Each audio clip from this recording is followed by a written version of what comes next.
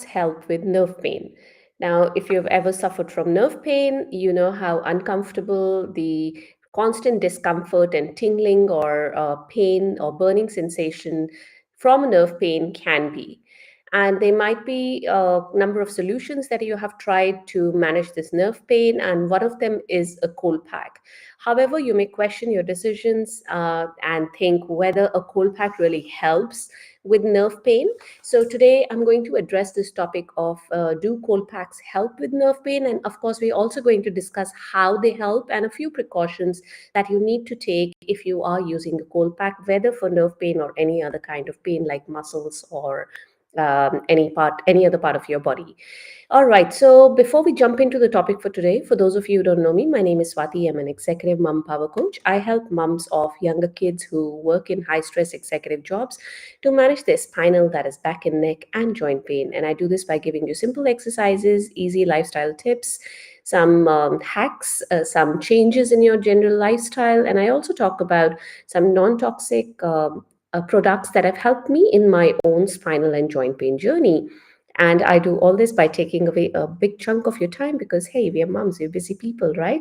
So I understand how valuable time is for you. And that's why all the solutions I talk about fit into your existing daily schedule without taking away or adding any more to your plate than you already have.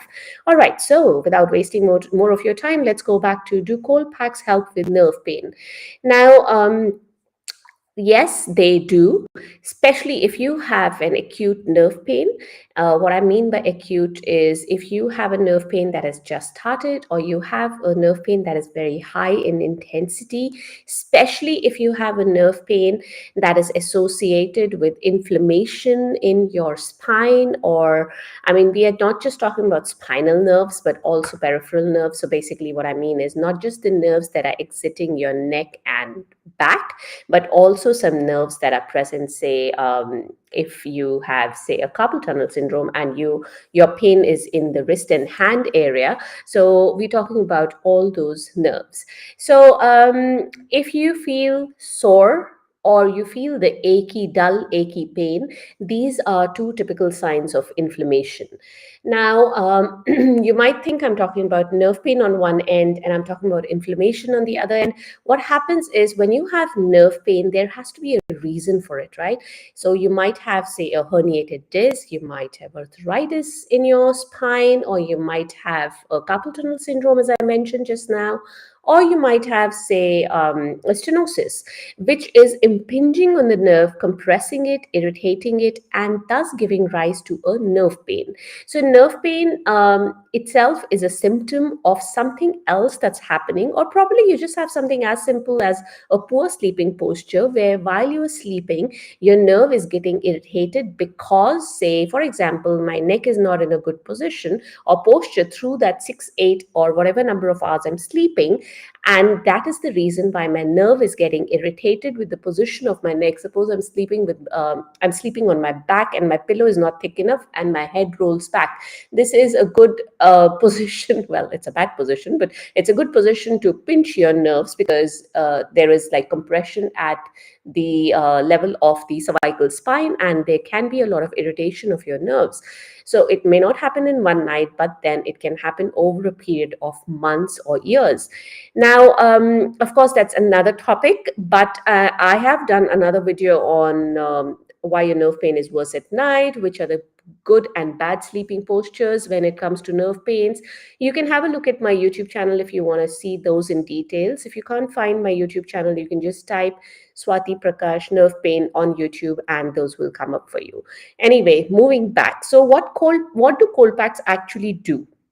When you apply a cold pack to an area, to your body, there is a slowing down of the blood flow to that area because the blood vessels will have a little bit of a constriction. Well, not constriction, it's called vasoconstriction is the term. But what it means is there's a slight narrowing of the blood vessels in the area where cold is applied. And because of that, there's a slowing down of the blood flow. Now, if you have an acute, say you've had acute injury or acute inflammation in an area, there's already swelling in that area. So this slowed down blood flow actually helps the body to wash out that swelling, wash out that inflammation, and then the normal blood flow resumes. So the cold pack really helps when you have an acute nerve pain, especially associated with inflammation, which you know when you have achiness or soreness in that area.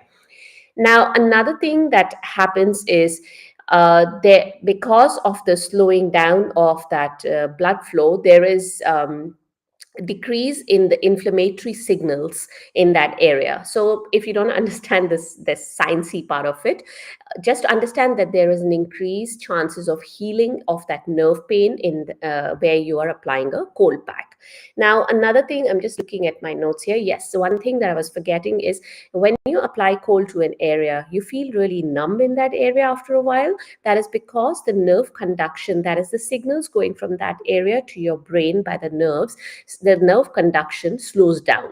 And that in itself, the nerve conduction, when it slows down, your brain does not get the signal from that area saying, hey, I'm in pain. So the brain does not decipher this as too much pain, and that's why the sensation of pain also uh, decreases when you apply a cold pack.